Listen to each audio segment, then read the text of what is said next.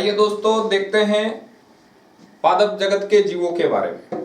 दोस्तों, पादप जगत के जो जीव है उनमें एक विशेष लक्षण होता है कि ये सभी स्वपोषी होते हैं। पादप जगत के जीवों में और मुख्य बात देखें तो इनमें कोशिका भित्ति होती है।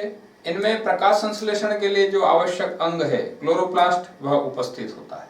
पादप जगत के जीवों को विभिन्न आकारिकी लक्षण आदि के आधार पर 5 समूह में विभाजित किया गया है।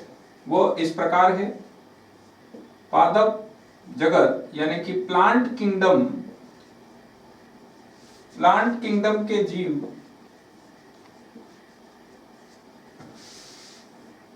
मुख्य 5 समूहों में विभाजित किए गए हैं। बहुत प्रारंभिक जीव जिनमें बहुत मतलब एक सामान्य स्तर पर शरीर है, जिनमें जड़ तना पत्ती नहीं है, थैलॉइड बॉडी है जिनकी, ऐसे जीवों को थैलोफाइटा में रखा गया और जिसमें हम पढ़ते हैं शैवाल, थैलस बॉडी है। शैवाल के अलावा फिर कुछ थोड़े बहुत विकसित लक्षण आए जिनमें जड़ के समान, पत्ती समान, तने समान संरचना आई, जो जल से थोड़ा सा बाहर रह सकते हैं। ऐसे जीवों को ब्रायोफाइटा में रखा गया। दोस्तों, ब्रायोफाइटा के जीवों को पादप जगत का उभयचर भी कहते हैं, क्योंकि ये जल व थल दोनों से समान संबंध रखते हैं। इसके अलावा पादप जगत के प्रथम वह जीव जिनको सम्मनीय पादप कहा, उनको टेरिडोफाइटा में रखा गया। टेरिडोफाइटा। अब इसके अलावा प्रथम वह जीव, वह पादप जिनमें बीज देखा गया किंतु वो बीज नेकेड था, नग्न बीज था, तो ऐसे नग्न बीजी पादप को अनावृत बीजी भी कहा। यह जिम्नोस्पर्म या फिर अनावृत बीजी,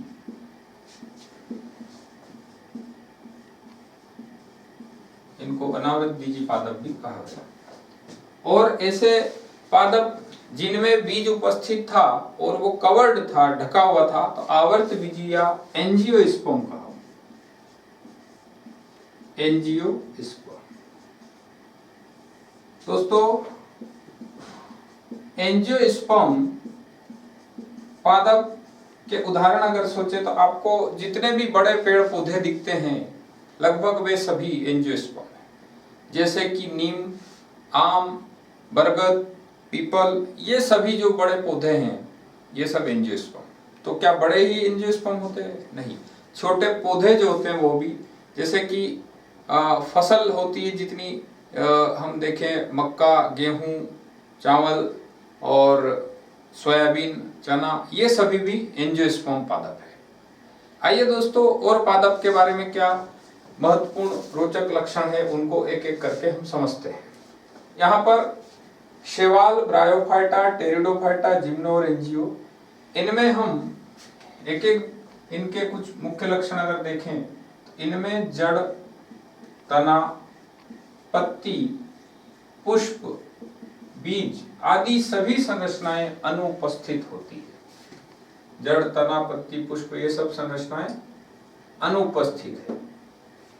ऐसा ही इनमें भी जड़, तना, पत्ती सब अनुपस्थित है, किंतु जड़ समान है ना, पत्ती समान, तना समान,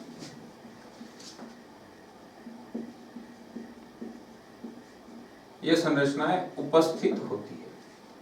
टेरिडोफाइटा में जड़, तना, पत्ती ये देखने को मिलते हैं और इनको प्रथम संवहनीय पादप कहा है। प्रथम संवहनीय पादप अर्थात ऐसे पौधे जिनमें संवहन ऊतक उपस्थित था।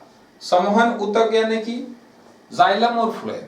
आप एनाटॉमी चैप्टर को याद करिए। एनाटॉमी में जो टिश्यू या ऊतक की बात होती है तो उसमें कॉम्प्लेक्स परमानेंट टिश्यू, जटिल स्थायी ऊतक जो होता है वो पढ़ते हैं हम जाइलम तथा फ्लोएम। तो जाइलम और फ्लोएम संवहन का कार्य करते हैं। जाइलम जल व खनिज का संवहन करता है, जबकि फ्लोएम प्रकाश संश्लेषण द्वारा निर्मित भोज्य पदार्थ का संवहन करता है। तो इस प्रकार से ये संवहनीय ऊतक जाइलम फ्लोएम प्रथम बार किन पादप समूह में था? तो टेरिडोफाइटा। इसके आगे इन सभी में भी रहेगा। और विकसित प्रकार का संवहन ऊतक सिस्टम किसमें देखने को मिलेगा? एंजियोस्पर्म में। दोस्तों, इस संवहन ऊतक की उपस्थिति के कारण ये टेरिडोफाइटा में आप इनमें एक विशेष अनुकूलन देखा गया कि टेरिडोफाइटा अब जल से बाहर स्थल पर रहने में सफल है। तो इनको प्रथम सफल स्थलीय पादप कहा गया है ना। तो इनको प्रथम संवहनी या फिर इनको प्रथम स्थलीय पादप भी कह सकते हैं। पूर्ण रूप से सफल तो नहीं कह सकते, क्योंकि इनमें भी परागण आदि के लिए जल पर निर्भरता रहती है, किंतु इनको प्रथम स्थलीय पादप कहा जा सकता है। दोस्तों, इनकी तुलना हम सरीसृपों से कर सकते हैं। जैसे कि ब्रायोफाइट्स को उभयचर कहा गया पादप जगत का, इनको उभयचर कहा, उसी प्रकार हम टेरिडोफाइटा को सरीसृप कह सकते हैं।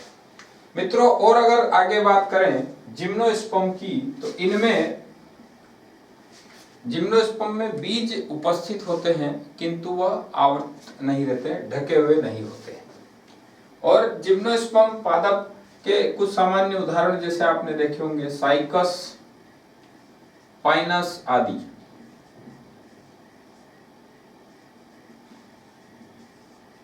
और आवर्त बीजी की बात करें, इसमें एक बहुत ही महत्वपूर्ण क्वेश्चन बनता है एंजियोस्पर्म में दोहरा निषेचन। एंजियोस्पर्म पादप में दोहरा निषेचन, इसको हम समझेंगे दोहरा निषेचन अद्वितीय लक्षण है इनका। एंजियोस्पर्म या आवर्तबीजी का मुख्य या अद्वितीय लक्षण है, इनमें दोहरा निषेचन पाया जाता है। दोहरा निषेचन के अलावा और भी बातें हैं, जैसे जब हम संवहन ऊतक की बात करते हैं तो संवहन ऊतक में जाइलम संरचना को देखें तो उसमें ट्रैकिड, वेसल, जाइलम पेरेन्काइमा और जाइलम फाइबर उपस्थित होते हैं। जाइलम में ट्रैकिड वेसल में से जो वेसल होती है वो वेसल मुख्यतः केवल एंजियोस्पर्म में ही होती है ना। तो जाइलम वेसल की उपस्थिति भी इनका मुख्य लक्षण है। ठीक है। इस तरह से दोस्तों पादप जगत के जीवों को मतलब अलग अलग समूह में विभाजित किया गया है, और भी इसको एक एक समूह को हम पढ़ेंगे तो समझ पाएंगे। फिलहाल हम शैवाल को डिटेल में पढ़ने वाले हैं। जिस तरह से एनसीईआरटी में दिया है, शैवाल पर जो बेस्ड क्वेश्चन बनते हैं नीट एग्जाम में, उन सभी संभावित बनने वाले क्वेश्चंस पर हम चर्चा करेंगे। दोस्तों, शैवाल को प्रथम पादप कहेंगे हम, मतलब ये बहुत सूक्ष्म या शुरुआती पादप है। शैवाल में अगर बात करें तो इनको वर्णन के आधार पर तीन वर्ग में, मतलब क्लास में डिवाइड किया गया है। शैवाल तीन प्रकार के वर्ग में है, क्लोरोफाइसी, फियोफाइसी और रोडोफाइसी। शैवालों के इस समूह को हम लक्षण के आधार पर अभी देखने वाले हैं। आइए दोस्तों, शैवाल के तीन समूह है। हरी शैवाल,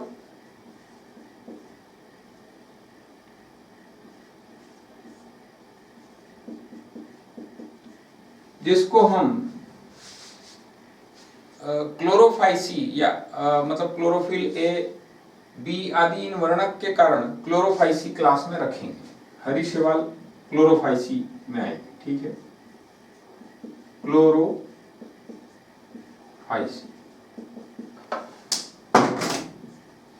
अब इनके बारे में अगर हम देखें तो यहां पर क्लोरोफाइसी या हरी शैवाल के उदाहरण की बात करें तो इसमें आएगा वॉलवॉक्स,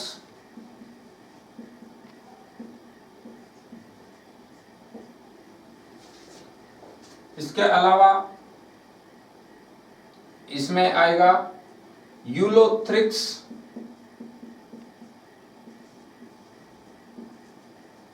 स्पायरोगैरा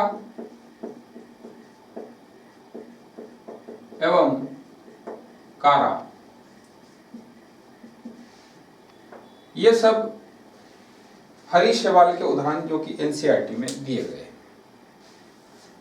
इसके अलावा हरी शैवाल का संग्रहित भोज्य पदार्थ, ये उदाहरण थे, इनके संग्रहित भोज्य पदार्थ की अगर बात करें तो वो होता है स्टार्च। दोस्तों आप स्टार्च को जानते हैं, यह ग्लूकोज का पॉलीमर है ना। तो अल्फा ग्लूकोज, ये भी एक क्वेश्चन है, अल्फा ग्लूकोज का बहुलक है। और ये स्टार्च जो होता है ब्रांच्ड होता है, शाखित, वो एक बायोमोलिक्यूल की अलग चर्चा है। अल्फा ग्लूकोज का बहुलक पॉलीमर है, शाखित होता है, ये बिंदु ध्यान रख सकते हैं आप। जबकि सेल्यूलोज बीटा ग्लूकोज का बहुलक होता है और वो अशाखित होता है। अब दोस्तों संग्रहित भोज्य पदार्थ के अलावा इनमें और भी लक्षण दिए गए हैं, जैसे कि पायरिनॉइड्स पाए जाते हैं। ये इनका एक लक्षण एनसीईआरटी में दिया है। हरी शैवाल में अगर क्लोरोफाइसी को देखें, हाँ वर्णक की बात करें तो इनमें क्लोरोफिल ए एवं बी पाया जाता है। वर्णक क्लोरोफिल ए एवं बी वर्णक होता है उपस्थित। अब इसमें और बात करें, एनसीईआरटी के पैराग्राफ को अगर आप देखते हैं तो इसमें पायरिनाइड स्टार्च उपस्थित होता है। यह एक महत्वपूर्ण लक्षण है इसका। इनमें पायरिनॉइड स्टार्च उपस्थित होता है। ये पॉइंट समझने लायक है कि आखिर ये क्या है। इसको यहां पर क्लोरोप्लास्ट जो संरचना है, क्लोरोप्लास्ट यानी कि हरित लवक आप जानते हैं, क्लोरोप्लास्ट एक दोहरी झिल्ली युक्त कोशिकांग है। तो इसमें कहा गया है कि क्लोरोप्लास्ट के अंदर, मतलब ऐसा कहें संग्रहित भोज्य पदार्थ का एक रूप है पायरिनॉइड फॉर्म में। तो पायरिनॉइड स्टार्च उपस्थित है किसमें? ग्रीन एल्गी में। दोस्तों और इसमें बात करें अगर क्लोरोप्लास्ट की, तो उसके शेप को लेके disc shape, ribbon shape, spiral, अलग अलग शेप में हो सकते हैं। स्पेसिफिक यहाँ पर याद रखने के लिए इसमें नहीं दिया गया है। अब इसमें कायिक जनन की बात करें, वेजिटेटिव प्रोपागेशन, तो इसमें फ्रेगमेंटेशन हो सकता है, स्पोर फॉर्मेशन हो सकता है, ठीक है, ये सब बातें हैं। तो जरा उसको भी हम देख लेते हैं। रिप्रोडक्शन के पॉइंट्स में भी एक क्वेश्चन बनता है। जब स्पोर बनते हैं तो वो फ्लैजिलेटेड हो सकते हैं, नॉन फ्लैजिलेटेड यानी कि कशाभिका विहीन हो सकते हैं, या फिर आकार के आधार पर वो समान, असमान, विषम, ऐसे अलग अलग हो सकते हैं। तो आइए देखते हैं उसको भी। सवाल में कुछ छोटे छोटे पॉइंट्स है जो कि क्वेश्चंस बनते हैं। एक पॉइंट और देखते हैं जनन के बारे में। तो आपने नाम सुना होगा जैसे आइसोगेमस, अर्थात सम, आइसो मतलब सेम होता है, गेमस यानी गेमेट यानी युग्मक, तो सम युग्मकी। दूसरा बिंदु होगा एन आइसोगेमस, असम युग्मकी। और एक होता है विशेष प्रकार का पैटर्न उगेमस,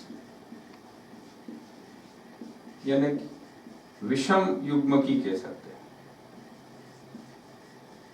दोस्तों एनसीईआरटी के पुराने वॉल्यूम में और नए में यहाँ पर कुछ डिफरेंस देखने को मिलता है। 2018 के बाद वाले जो प्रिंट है उनमें चेंजेस, कुछ करेक्शन हुआ है, वो भी यहाँ पे हम देखते हैं। आइसोगेमस मतलब इसमें समान आकृति के बीजाणु रहेंगे, समान आकृति, ठीक है। और एक हो सकता है इसमें असमान आकृति, स्पोर या बीजाणु की।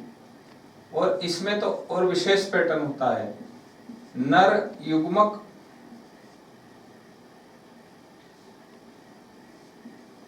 छोटा व गतिमान यानी मोटाई, जबकि मादा युग्मक बड़ा व अचल होता है।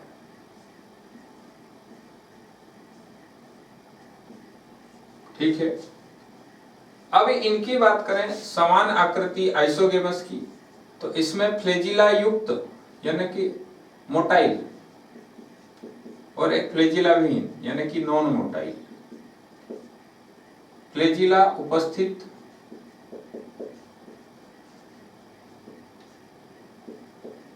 है इनमें फ्लैजिला प्रेजेंट है। दोस्तों यहां पर ध्यान दें, अगर चल या फ्लैजिला उपस्थित जिनमें है उसके उदाहरण की अगर बात करें तो पहले क्लेमाइडोमोनास दिया गया था, पर क्या है कि क्लेमाइडोमोनास की अलग अलग स्पीशीज में लगभग सभी प्रकार के पैटर्न देखे जाते हैं, इसलिए उसको नहीं रखा गया है, जबकि उसमें चेंज है। और मोटाइल में उदाहरण दिया गया है यूलोथ्रिक्स का, यूलोथ्रिक्स। अब नॉन मोटाइल या अचल की बात करें तो अचल में जैसे कि पहले भी वही एग्जांपल था स्पाइरोगायरा, अभी वही है, इस पर क्वेश्चन पूछा हुआ है, तो अचल में आएगा स्पाइरोगायरा। अब उसके बाद असमान आकृति, इसके एग्जांपल्स देखें अगर, इनके सभी के एग्जांपल पता होना चाहिए। इसमें हम देख सकते हैं एक नया उदाहरण, यहां से भी क्लेमाइडोमोनास हटा दिया, यूडोरिना। आपके एनसीईआरटी बुक में भी ये इंग्लिश में तो है, हिंदी बुक में भी आप देख सकते हैं। यूडोरिना एक नया उदाहरण जोड़ा गया है, यूडोराइना करके यहाँ लिखा है, असम युग्मकी के।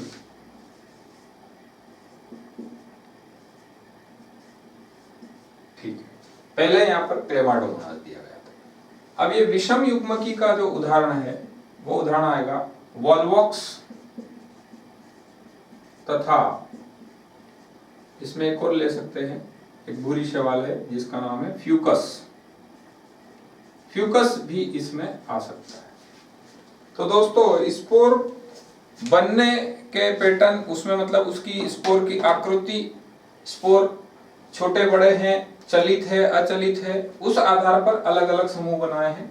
खास मुख्य बात यह है कि यहाँ पर हमको ये एग्जाम्पल उदाहरण याद रखना है, इन पे लगातार क्वेश्चंस बनते रहते हैं। जैसे कि आपसे पूछा जाए कि यूलोथ्रिक्स में किस प्रकार का जनन देखने को मिलेगा, तो कहेंगे कि आइसोगेमस। मोटाइल और नॉन मोटाइल, तो कहेंगे कि मोटाइल यूलोथ्रिक्स। जबकि अगर आइसोगेमस में नॉन मोटाइल की बात करें तो आंसर आएगा स्पाइरोगायरा। अब उसके बाद एनाइसोगेमस मींस क्या होता है, अलग अलग असमान आकृति के स्पोर बनेंगे और उसका एग्जांपल है यूडोरिना। और इसके अलावा विषम युग्मस या उगेमस की बात करें तो नर युग्मक छोटा होता है और मोटाइल होता है, स्मॉल लार्ज नंबर में रहेंगे और मोटाइल रहेंगे। ठीक है, नर युग्मक। और विषम युग्मक मतलब ये मादा युग्मक या मेल फीमेल गेमेट जो है वो लार्ज और नॉन मोटाइल रहता है और नंबर कम रहेगा। तो इस कंडीशन को उगेमस कहते हैं। ये वॉल्वॉक्स और फ्यूकस में देखने को मिलती है। दोस्तों ग्रीन एल्गी के अलावा हम ब्राउन एल्गी की बात करें अगर, तो ब्राउन एल्गी में एक केल्प होती है जो बहुत ज्यादा 100 मीटर के अप्रॉक्स हो सकती है। और इसमें और भी बिंदु आप अगर पढ़ेंगे भूरी शैवाल में, उसका भूरा रंग फ्यूकोजेंथिन की वजह से होता है। और इनमें दूसरी बात, उदाहरण की बात करें तो ब्राउन एल्गी में एग्जांपल्स कुछ इस प्रकार है, आइए देखते हैं। ब्राउन एल्गी के एग्जांपल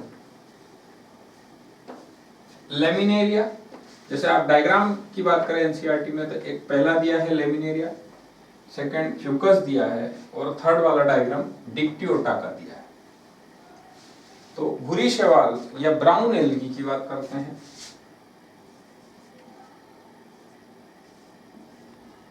भूरी शैवाल, ब्राउन एल्गी,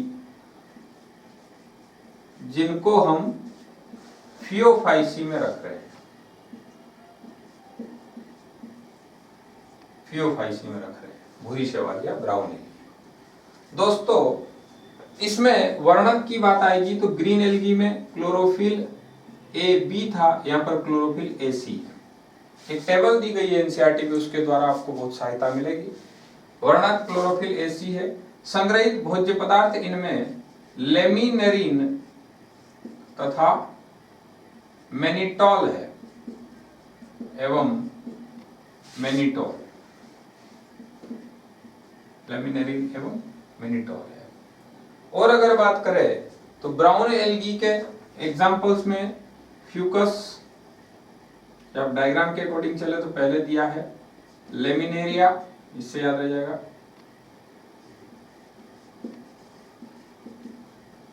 फ्यूकस,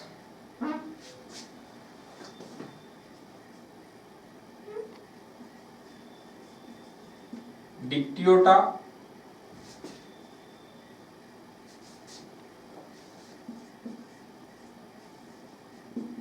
एवं सार्गासम, ये सब उदाहरण है ब्राउन एल्गी के।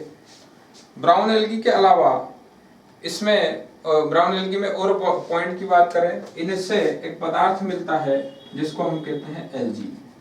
तो इस पॉइंट को ऐसे कवर करें, हाइड्रोकोलाइड होते हैं,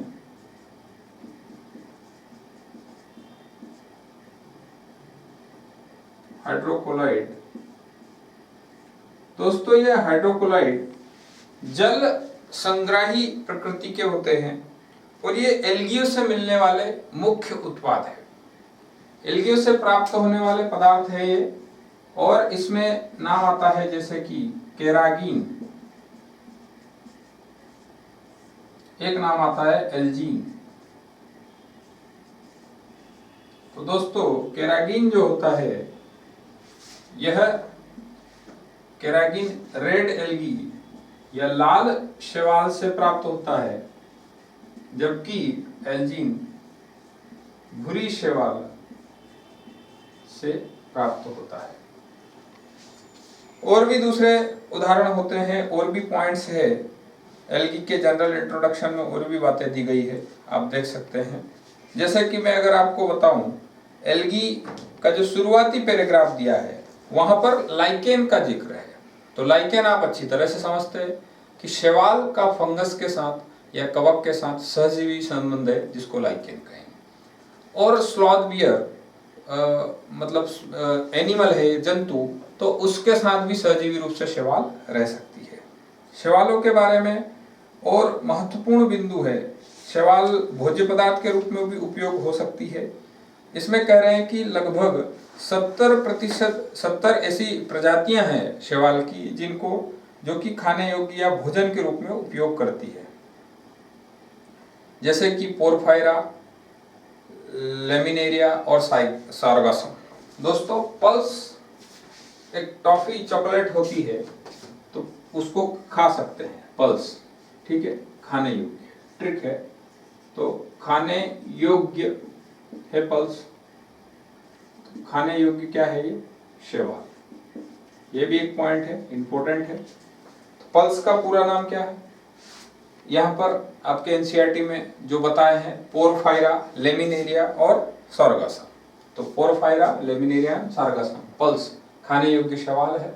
इनकी लगभग 70 प्रजातियां।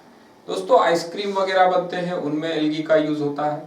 और एल्गी के बारे में अगर बात करें, एक बहुत इंपॉर्टेंट पॉइंट दिया है यहाँ पर एनसीईआरटी में, प्रकाश संश्लेषण को लेके है। फोटोसिंथेसिस होता है जो, तो क्योंकि एल्गी पादप है और पादप में प्रकाश संश्लेषण का लक्षण तो देखा ही जाएगा। और आपको पता है प्रकाश संश्लेषण की प्रक्रिया में क्या होता है, CO2 का स्थिरीकरण होता है।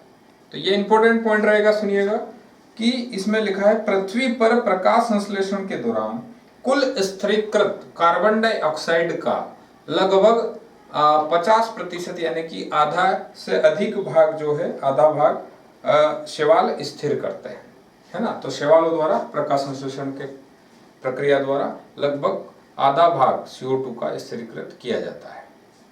और भी इसमें बातें हैं, जैसे कि जो अंतरिक्ष यात्री होते हैं उनके द्वारा भी शैवाल का उपयोग भोजन के रूप में किया जाता है। वो उसमें प्रोटीन प्रचुर होती है, जैसे कि क्लोरेला व स्पाइरुलिना, एक कोशिकीय शैवाल है, इनमें प्रोटीन बहुत ज्यादा होता है और इसका उपयोग अंतरिक्ष यात्री करते हैं। वो क्यों करते हैं? क्योंकि उनको इजी रहेगा, ये वहाँ पे उनके साथ ग्रो हो सकती है उनके यान में, और उसको वो ऑक्सीजन स्रोत के रूप में भी उपयोग ले सकते हैं, और फिर बड़ा होने के बाद उसको भोजन के रूप में भी। तो हमको याद रखना है कि क्लोरेला व स्पाइरुलिना अंतरिक्ष यात्री द्वारा प्रोटीन प्रचुर होने के कारण भोज्य पदार्थ के रूप में उपयोग की जाती है। तो दोस्तों, शैवाल काफी आसान है, इसके छोटे छोटे पॉइंट्स आपको ध्यान रखना है और इन्हीं पर क्वेश्चंस बनते हैं। जैसे कि आपको अभी बताया गया कि हाइड्रोकोलाइड्स किससे मिलते हैं? शैवालों से मिल रहे हैं। जैसे कि एक हाइड्रोकोलाइड है केरागिन, जो कि रेड एल्गी से मिल रहा है, जबकि एल्जीन ब्राउन एल्गी से मिल रहा है। आइए देखते हैं। अच्छा, इनके पूरे नाम क्या है? ये है पोरफायरा, ये है लेमिनेरिया, और ये आखिरी में है सारगासम। दोस्तों, कोई भी टॉपिक थोड़े से मेहनत करने से ही तैयार होता है। कोई भी टॉपिक आप सोचे एक बार में आसानी से नहीं होता है, तो आप थोड़ा बहुत उसको बुक में पढ़ेंगे, फिर उसके क्वेश्चन प्रैक्टिस करेंगे, उसको वापस रिवाइज करेंगे, तो धीरे धीरे अपने आप वो टॉपिक तैयार हो जाता है। आइए फ्रेंड्स, और एक पॉइंट कवर करते हैं जो कि अपने आप में एक क्वेश्चन है। तो स्पाइरुलिना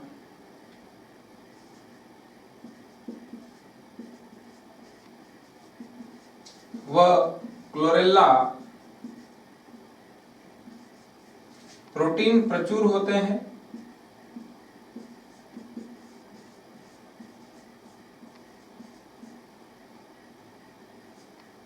और यह इस कारण से अंतरिक्ष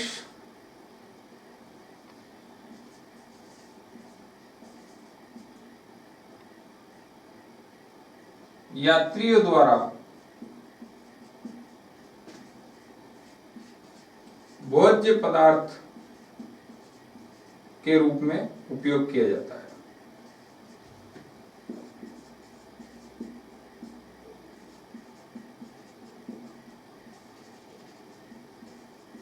ठीक है दोस्तों, तो ये इंपॉर्टेंट पॉइंट है। अब हम अगर रेड एल्गी के बारे में बात करें, तो रेड एल्गी के सदस्य जो होते हैं, पहली बात उसमें वर्णक की बात करें अगर, तो रेड एल्गी में क्लोरोफिल ए एवं डी होता है। तो आप इसको ऐसे कुछ ध्यान रखेंगे, chlorophyceae, phaeophyceae, rhodophyceae, A B, A C, A D. ठीक है, ये वर्णक की बात हो गई। मुख्यतः chlorophyll A B, A C, A D. इनमें फ्यूकोजेंथीन, फियोफाइटिन ध्यान रख सकते हैं। रेड एल्गी में फाइकोएरिथ्रिन ध्यान रख सकते हैं, आपके एनसीईआरटी टेबल में भी दिया है। ठीक है, फाइकोएरिथ्रिन। और इसमें कोशिका भित्ति सेल्यूलोजिक होती है, सभी में थोड़ा बहुत डिफरेंस रहता है बाहर डिपोजिशन में। तो खासकर जो रेड एल्गी है, रेड एल्गी में पॉलीसल्फेट एस्टर होते हैं, जो कि हिंदी वाले एनसीईआरटी में नहीं दिया, इंग्लिश से आप उसको कवर कर सकते हैं। तो क्या ध्यान देंगे कि लाल शैवाल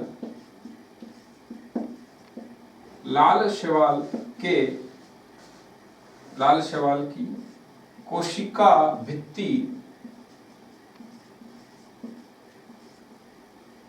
में फ्लोरिड मतलब पॉलीसल्फेट एस्टर का बाह्य आवरण होता है। ये क्वेश्चन बन सकता है और हर एक क्वेश्चन का बहुत ज्यादा महत्व है। पॉलीसल्फेट एस्टर का आवरण होता है।